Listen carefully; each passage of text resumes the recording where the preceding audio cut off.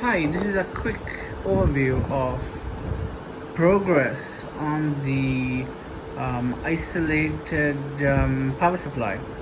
So there's an isolation transformer inside, and what I'm showing here on this multimeter is the voltage right after the fuse, before it goes to the.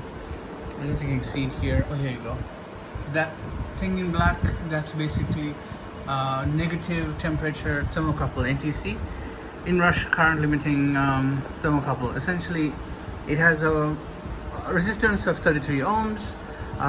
As it gets warmer, it drops down to almost nothing. Then let's take a look on the outside. The secondary voltage is 152. It's dropped. I checked the drop. The drop is due to the two bulbs. So these bulbs, it's basically one bulb in series and another bulb in parallel to that bulb in series. So these two are in series, not one after the other, as a parallel pair. So the parallel pair is in series with the live line, essentially. So these act as current limiting bulbs. This is a very old school technique. And I'm doing this test whether all my wiring is okay at the moment, essentially. And then wiring goes through, and then we have this bulb, which is our load, essentially, right? So this is essentially what will be connected to the socket in the front. Basically, there's no socket right now, as you can see. Over here, there is no socket. That would be the output, essentially. Let's look at our. Oh, I've not seen this side actually at all. It's let me turn it on off. I've not seen this side at all, but I've been working from the other angle. Ooh, there's deflection. We've got deflection. Wow. Okay. Let's see. Oh, the current meter just gives a slight nudge because it goes up to 0.2, right? That's nice. So the wiring is good. The wiring is good there. Okay. And then you'll be wondering what's that gadget in brown. So that's the variac, basically a variable transformer. Right now it's not being connected. So this is like my very first smoke test, essentially, right? I'm just making sure my basic wiring for the analog meters and see, there's a bit of complex wiring there, because what I've done is this thing has to work. Okay, let's test it out. Okay, I'm turning it off, essentially, safety precautions. If I remove the ammeter, right? I'm taking the ammeter off. So there is no ammeter on this side here. Essentially here the output shouldn't turn on.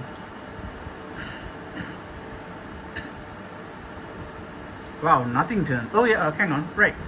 You can see there's a little glow, light glow. Right? Because there's no load. And interestingly, the output voltage is now 227. Okay, taking the load off. And the current is like nothing, 0.1, right? So they aren't doing much, and that's because there is nothing on the output. I just disconnected the output. So the current has to pass through my ammeter, essentially, to turn on. But what if I don't want to take a reading, right? So right now what I've done is I add this switch. Okay, we add that switch, we bypass it, and boom, we're back in business. But I'm not measuring the current through an external ammeter, essentially, right? As soon as we close this, boom, output is off as well. That's a nice thing. So if I want to kill the output, I just touch that very sensitive trigger, right? It's pretty sweet. But then the question is, can we have the ammeter and the bypass together? No, you can't, because the current has two paths, and it'll favor the path of least resistance, essentially. So let's turn it back on. So now there's more glow, and we're back to 0.2. I'm concerned as to why the output voltage is dumping, but it makes sense, I guess. It's because there's a greater glow on this side, and that's, oh yes, so the voltage is dropped greater on this side, and that's why it drops down to 150. That makes sense there. And yeah, as a basic test, this is, wow, this is like, I never expected to go so smoothly, right? But I had an issue. Well, nothing too serious. It's just that I found out this socket here is providing only 75 volts AC or something very strange. Oh, I have bad cable, so I actually switched the cables around, and that's how I got it all working. I need to wrap this connector up in electrical tape. I received some parts. COVID has been a nightmare. It's basically stopped all parts coming through, but I got these lovely Wago connectors, and they are fantastic. So I need to order more, like the 4-way and 5-way ones. And what else? Yeah, there's not much. Oh yes, I got this wired up as well. So, and we have the fuse. I tested the fuse. It's a 2 amp fuse, so whenever they were like 0.2. What are we doing? 0.2 at the moment, right? So I need to try and hook up something a bit beefier to this, right?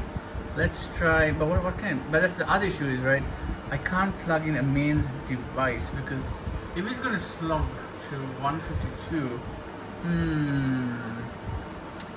that's going to be interesting. Yeah. Hang on, let's take a measurement of the output voltage. Hang on, I'm off this off first. Let's not do crazy things. Oh, it's 151. I think I did last time. I did before, but let's yank this out from here. Right? He's loose. Let's put always good practice, put live first. Right? And then put the neutral. Let's turn things back on. Oh, it's really touching. And oh, it's not enough. Let's vertical position it.